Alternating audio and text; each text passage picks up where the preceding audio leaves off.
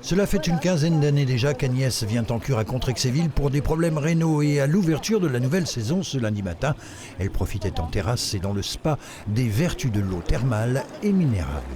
Depuis que je suis petite, j'ai une hospitalisation par an et depuis que je fais ma cure, j'en ai plus. L'eau est bonne ? Oui, très bonne. Elle se boit très bien. Rhumatologie, affections digestives et urinaires, maladies métaboliques, les curistes viennent pour soulager leurs maux, à l'image d'Edwige, atteinte d'ostéoporose et souffrant d'arthrite et de rhumatisme sévère. Ça faisait 1 an et demi que j'avais des douleurs atroces et j'avais 13 spécialistes et aucun n'a pu m'aider. C'est la seule chose qui m'aide. Et je pense que je vais venir une fois 3 semaines payée par la Sécu et 2 fois dans l'année. L'établissement thermal, grâce notamment à l'obtention de l'agrément rhumatologie en 2020, n'a cessé de voir sa fréquentation augmenter.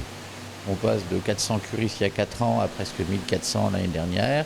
Et l'objectif pour 2025 va être un peu plus de 1500 curistes, donc une progression d'une dizaine de %. Et ce qui nous amènera à la capacité quasi maximale du bâtiment thermal aujourd'hui. On souhaite doubler la capacité de l'établissement avec une partie hébergement hôtelière complémentaire et on espère pouvoir faire ça dans les 3 à 5 ans à venir. Il existe 9 stations thermales dans le Grand Est, soit un potentiel de plus de 40 000 curistes annuels, des chiffres qui remontent à 2019 avant crise Covid.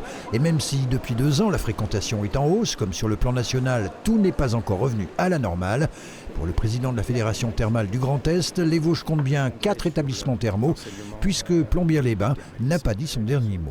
Il y a une liquidation judiciaire de l'exploitant thermal. Il faut essayer de rebondir. Ça va être le cas avec une étude qui va être menée avec la région Grand Est pour voir comment repositionner la station thermale de Plombières.